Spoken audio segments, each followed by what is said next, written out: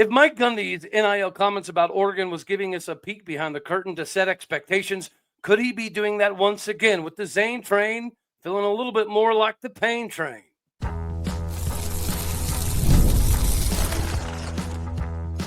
You are Locked On Oklahoma State, your daily podcast on the Oklahoma State Cowboys, part of the Locked On Podcast Network, your team every day.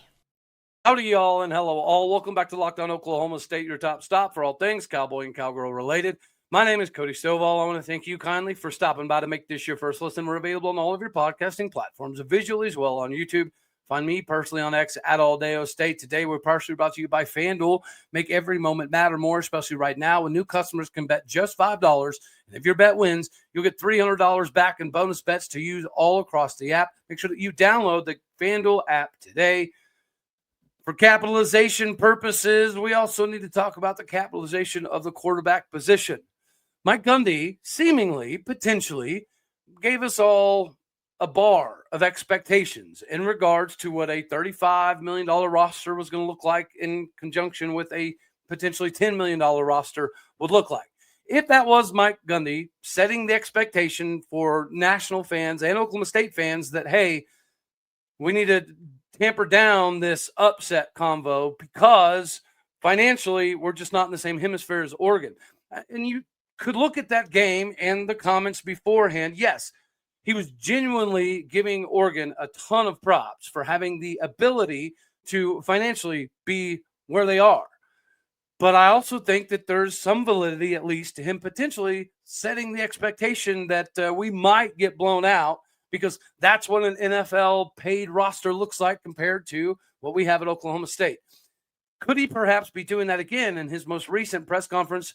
You know, he was naturally asked about Zane Flores and where he's at, and he gave some of the typical coach speak answers of, you know, he's evolving, he's getting better. He went 2 years without playing football. Oregon was really the first time he was thrown into the fire. So there's going to be a lot that he needs to work on. And then he was asked a question in regards to some of his potential moving forward.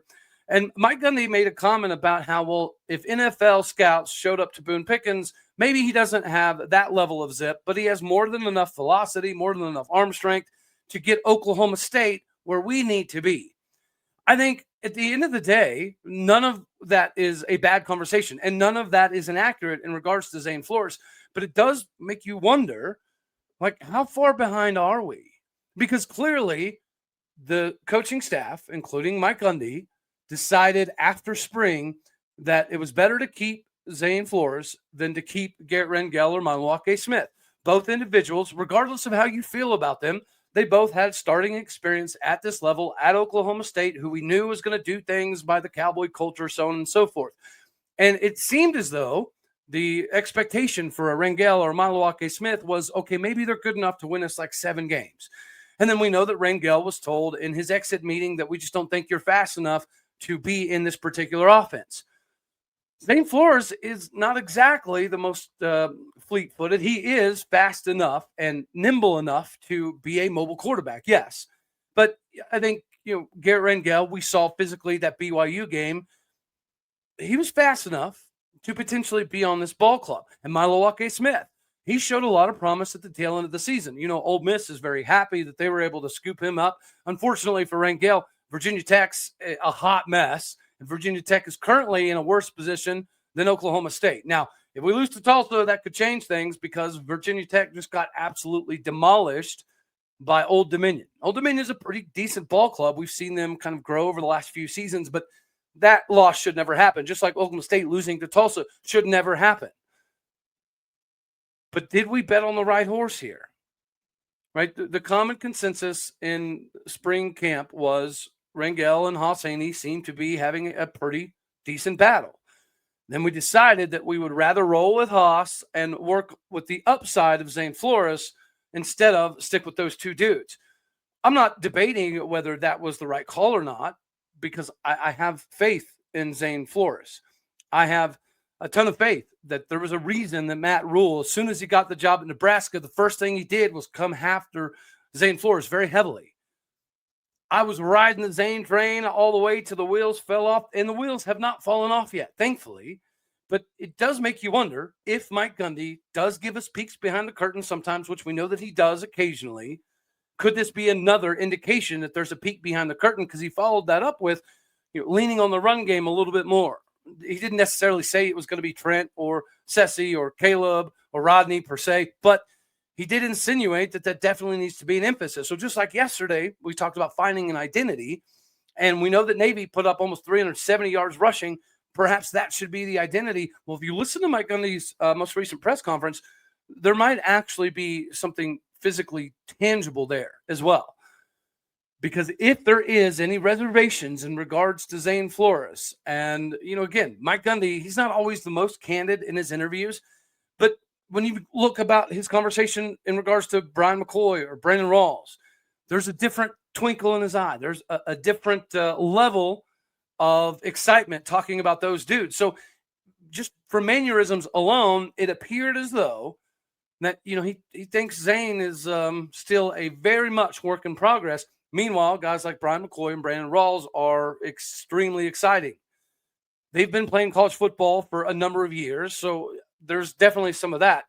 But Zane Flores has been the Mike Gundy guy in the system for multiple years now. I know he was just developing. I know he was a backup. I know he was getting bigger, stronger, faster, all of that fun stuff. I'm tracking all of that.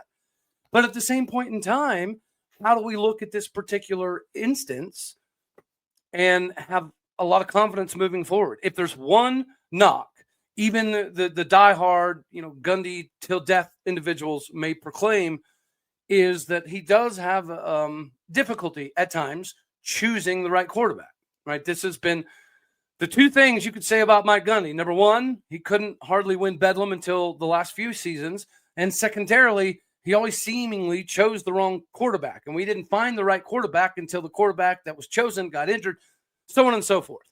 Clearly, that was not the case this season because Haas Haney, maybe it's a deficiency with the offensive line. Maybe it's just a better connection with Meacham and Kevin Johns.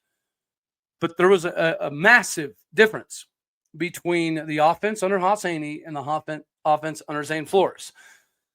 We need to wash away this Oregon game. It's hard to stomach that we're just that far behind a top 5 ball club because for 18 years, Oklahoma State could never be talked about as a team that could not compete with the best top 5 top teams in the country until now. So I'm still in on the Zane train. I find it hard to believe that the coaching staff, whether it be Mike Gundy, new staff, doesn't matter, how they would decide that we're not going to roll with Rangel, we're not going to roll with Milo Ake-Smith, the two guys that have experience. We're instead going to roll with the upside of Zane Flores and the athleticism and ability of Haas Haney. Haas Haney clearly gave this offense something that we're lacking, and that's the escapability from the pocket. So now defenses are basically pinning their ears back and trying to make life a living you-know-what on Zane Flores. The question is, did Mike Gundy and Oklahoma State drop the ball in the quarterback position? Or do we feel pretty good where we're at? We're just going to need time to see Zane develop. We all agree that Zane definitely needs more live fire action. And that's basically the best way for you to get better at this game. But at the same point in time, there's the clock here. Maybe, perhaps, whether it's 10%, 20%, 30%, there's a chance that there's a clock on Mike Gundy if he doesn't start winning fairly quickly. There might be a clock on this particular roster because how many of these dudes have stuck it through and maybe they don't feel like they're getting enough playing time even though they're grading out better than others at practice? How do you prevent those guys from leaving? And likewise, how do you keep the recruiting class together? Because as we've seen recently with Foster being fired at UCLA, even if the coach is doing a bad job, there's always going to be a loyalty factor. Some of the dudes in the recruiting class love Mike Gundy. So, again, the best thing for everybody is that we get this thing figured out and we win like 6-7 straight. Then we don't have to worry about any of this. We don't have to worry about Gundy going anywhere. We don't have to worry about Zane or Haas or anybody going anywhere for that matter. But we did just grab another quarterback, even though there are some reports, or there have been some reports that Haas Haney will be ready by homecoming. We'll address that in the next episode, actually. But before we do that, this Tulsa matchup, it's going to prevent or create some problems and prevent Oklahoma State from exploiting certain areas. So let's talk about that real quick. Before we get to that, I have to tell the fine folks out here, Mazda crafts cars for those who do more than just simply move. Mazda delivers confidence with every single ride, with more IIHS top safety awards than anyone else in the country as of August 2025. From footwork to breath work to athletes sweating all of the details, Mazda does the same, and they bring that intention to how every model is crafted. You can feel the craftsmanship in every single detail, from metallic accents to available Napa leather upholstery. The Japanese craftsmanship is next level in these Mazdas. You can make everyday drives feel anything but normal. From smooth handling to intuitive controls, like our players, we sweat every detail. Mazda sweats every detail because when you make every move count, it makes anything else pretty insignificant and even irrelevant. So make sure that you get with Mazda today so you can move and be moved by Mazda. Not so fast, my friends. If you're not out there rocking and rolling in a Mazda, then maybe you should have stuff delivered to your door, especially on Saturdays. It is almost that time. It's time to lock back in, look back, and crown this last week's MVP. Obviously, Oklahoma State didn't have a game, so I think you can look outside of Oklahoma State to designated MVP for this particular week, powered by DoorDash. And just like you can win every Saturday with DoorDash Streaks, saving more money every time you order, these players are going to be able to deliver when it matters the most. So let's break it all down. For Oklahoma State being on the bye week, I think just the news of Haas Haney potentially coming back for homecoming could be the MVP. But if you were to look outside of the league, guys, Josh Hoover at TCU is doing some crazy stuff right now. I anticipated, Sam Leavitt having a massive season, Rocco Becht having a big season. But I think Josh Hoover is kind of getting forgot about a little bit. So Josh Hoover is currently on a streak. And just like Josh Hoover, you can be on a streak too with DoorDash when it delivers on Saturdays. With DoorDash Streaks, you can save every Saturday that you order, stack it up all season, and you can save up to $250, including $100 in DoorDash credits. Order this Saturday. Keep the streak alive. Fuel your game day only with DoorDash Terms apply. Make sure you get in before November 18th. Saturdays, create streaks, and you can have a streak created by coming straight to your door with DoorDash. So Oklahoma State needs to put up some big points. We need to do some big things. We need to find an identity for this football game. But one identity that may be lacking in this game, no matter what happens, is the defensive line's ability to get in the backfield and cause some havoc.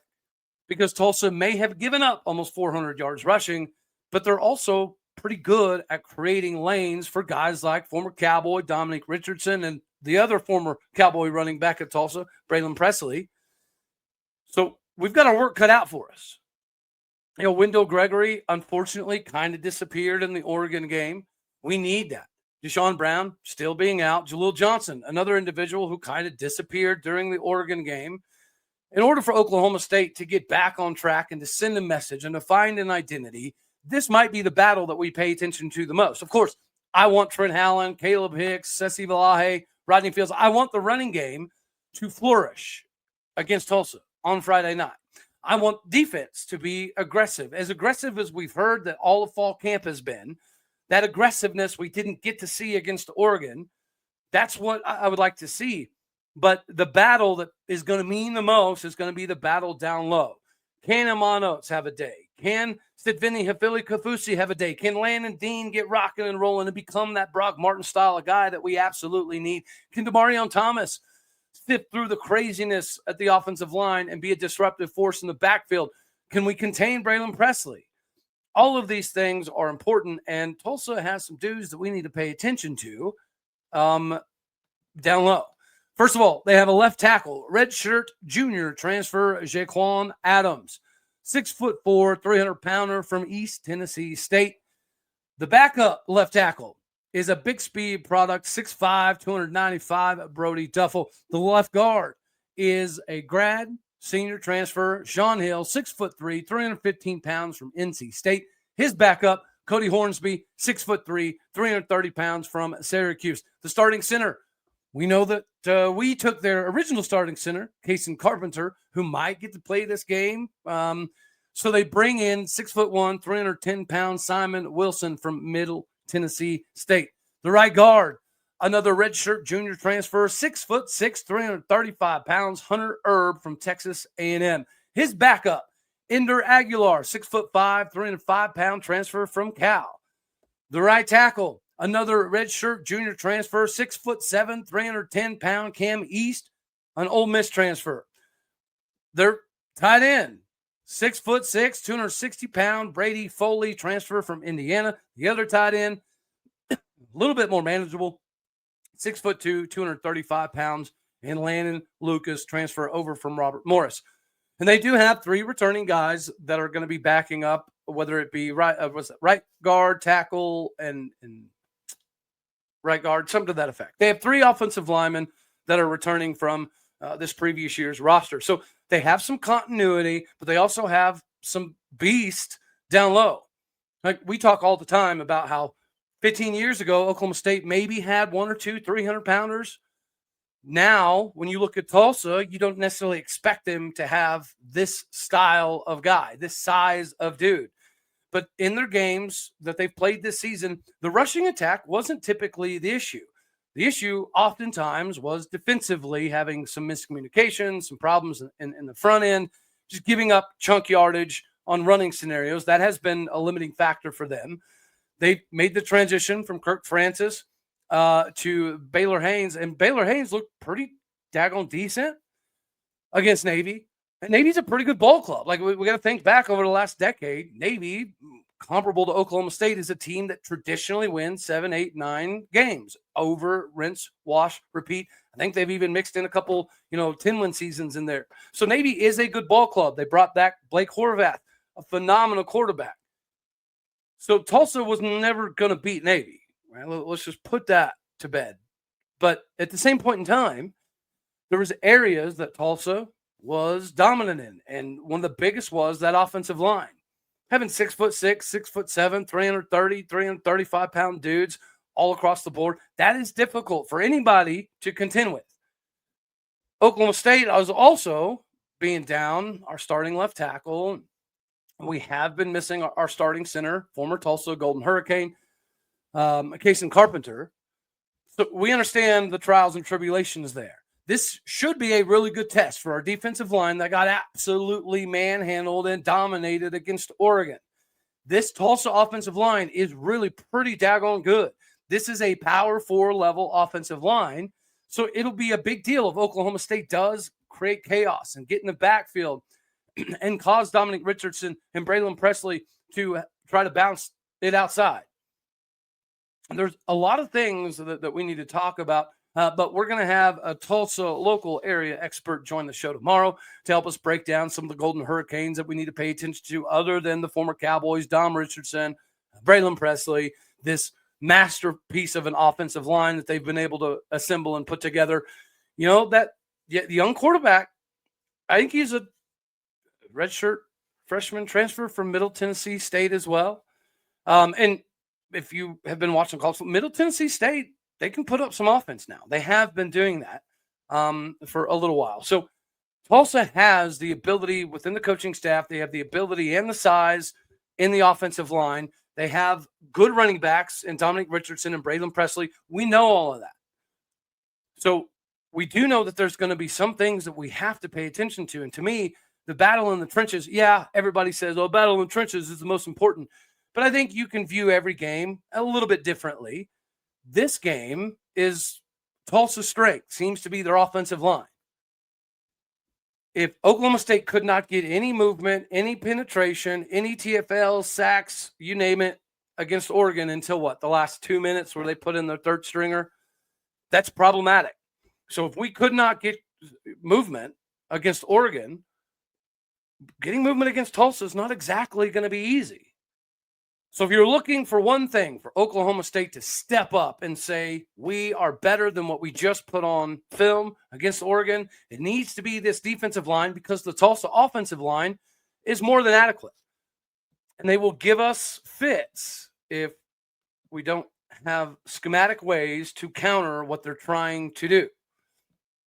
Just like it might be important for you as well to be paying attention to your finances so you have enough money for the capitalization moments, so you can get to games, so you can get tickets. You get the drill. You know what it is. The drill is with Monarch Money. It is time to manage your finances a little bit easier.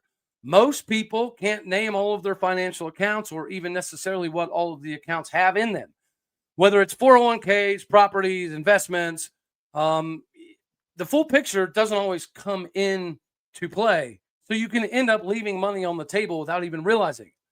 That is where Monarch Money comes in.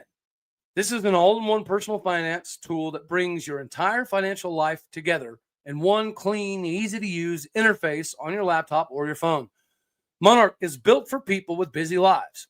If you've put off organizing your finances, Monarch is just for you. Monarch does the heavy lifting. You can link all of your accounts in minutes, see clear data visuals, get smart categorization on your spending, and finally feel in control of your money without ever touching a spreadsheet.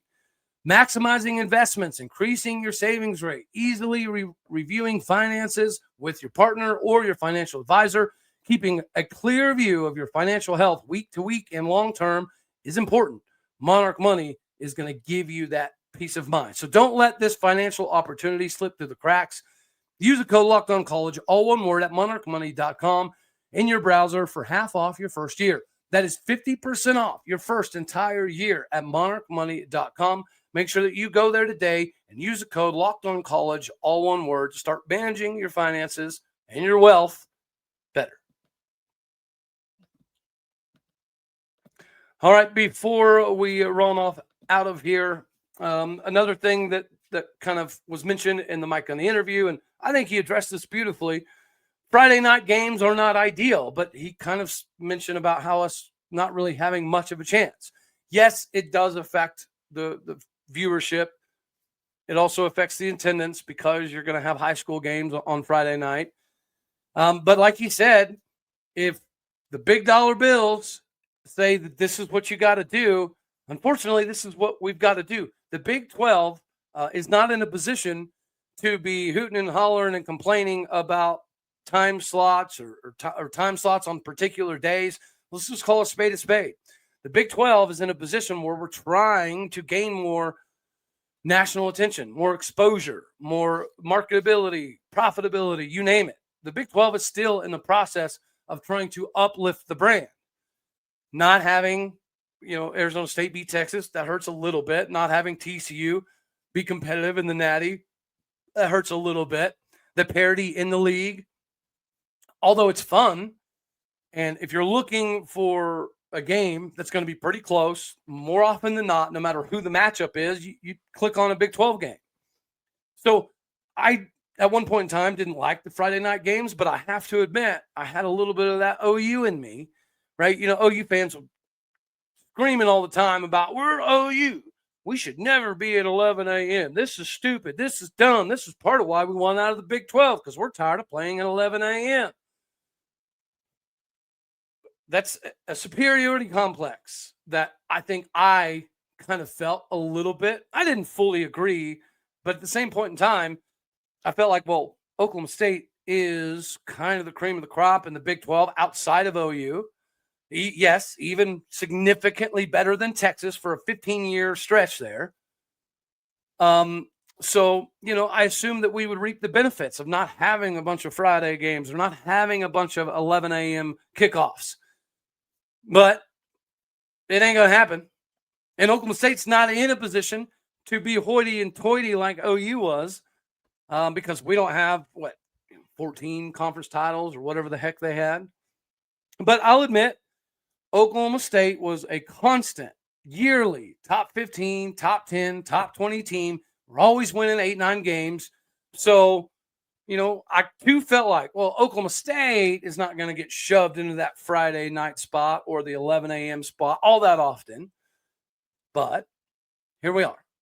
A blackout, which could be poetic in a bad way, right? If everybody's wearing all black in the Boone Pickens Stadium and we lose to Tulsa, then that means everybody just showed up dressed accordingly for the Mike Gundy funeral inside Boone. But again, I don't think we're going to lose to Tulsa. We shouldn't lose to Tulsa. But we also just need to embrace that until the Big 12 carries more cachet, a.k.a. we need more teams in the playoff, we need more teams in the Natty, we need to do more than get beat 63-7. So until those days come, we're in a position where whatever ESPN and Fox or whomever else, whatever they say we're doing, that's what we're doing. And Oklahoma State specifically, we're not in a position as fans to be up in arms about it because we have no leverage at the moment. Our leverage is 18 years of remarkable success. But unfortunately, this is a what have you done for me lately business. In the NIL era, when you're trying to get donors and you're trying to get better athletes and you're trying to get better in recruiting, what have you done for me lately is important. Speaking of what have you done for me lately, TCU, what are you doing? When I read the little excerpt from Brett Murphy, former Cowboy, by the way, about TCU and SMU not having this iron skillet rivalry or whatever anymore, I was like, oh, that sucks. It sucks to be SMU. And then I read the quote from Rhett Lashley saying TCU, they just don't want to play anymore. I was like, are you joking me? The Big 12 is magically in a position where we can start telling other Power 4 opponents, sorry, we don't want to play you. I don't care if there's animosity and there's like a little bitty junior high tit for tats with Sonny Dykes and some members of SMU. Who gives a flying flip? Somebody at TCU needs to grab this by the cojones and say, hey, sorry, we don't get enough marquee matchups. We don't get enough opportunities to showcase the Big 12 on national television. Therefore, if SMU is going to continue to be a top 25-ish ball club, we need to keep playing this game. We need to show that there's still a massive amount of separation between the Big 12 and the ACC. Are we near the Big 10 yet? No. Are we near the SEC yet? Maybe not. But are we right there with the ACC? Yeah.